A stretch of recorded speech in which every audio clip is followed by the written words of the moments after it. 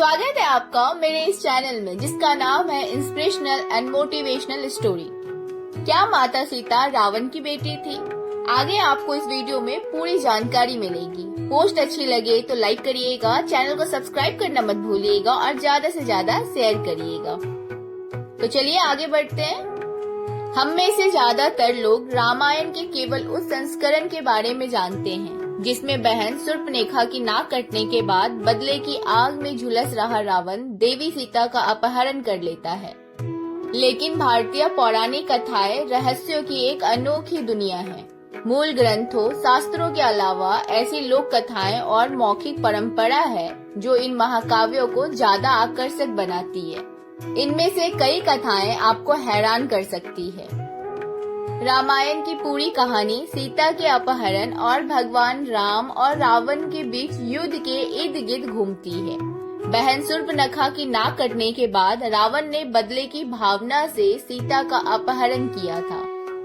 हालांकि कई लोक कथाएं और प्राचीन ग्रंथों में माता सीता को रावण की पुत्री बताया गया है। ऐसा कहा जाता है कि माता सीता का जन्म धरती से हुआ था। राजा जनक को खेत जोतने के दौरान सीता एक कलश में मिली थी। राजा जनक सीता को घर ले आए और उनकी परवरिश की। उत्तर पश्चिम में रामायण के एक संस्करण के मुताबिक सीता को मेनका की दिव्य संतान कहा जाता है, जिसे राजा जनक ने गोद लिया था। कुछ ग्रंथों में सीता को जनक की असली पुत्री बताया गया है। रामायण के कुछ संस्करणों में माता सीता को वेदवती का अवतार बताया गया है। ऐसा कहा जाता है कि एक बार जब वेदवती भगवान विष्णु की उपासना कर रही थी तो रावण उसकी सुंदरता से सम्मोहित हो उठा। रावण ने वेदवती और उनकी भक्ति को बाधित करने का प्रयास किया।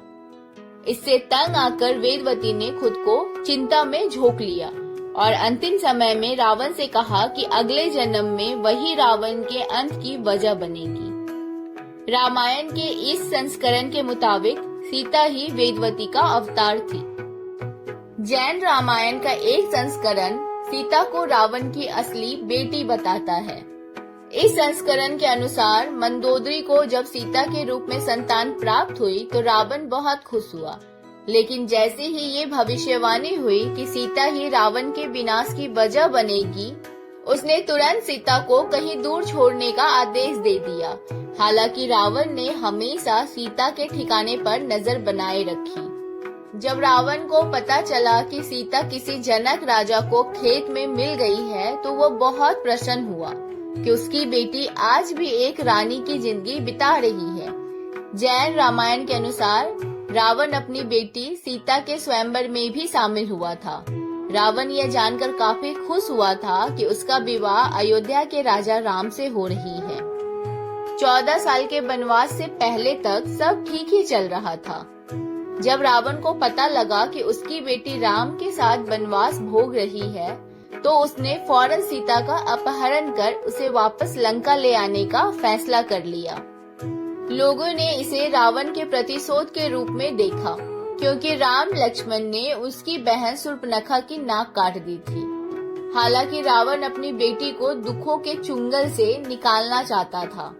यहाँ तक कि रावण की पत्नी मंदोदरी ने भी सीता के प्रति उसके प्रेम को गलत समझा, क्योंकि वह नींद में उसका नाम दोहराता रहता था। तो जैन रामायण के अनुसार माता सीता रावण की ही बेटी हुई।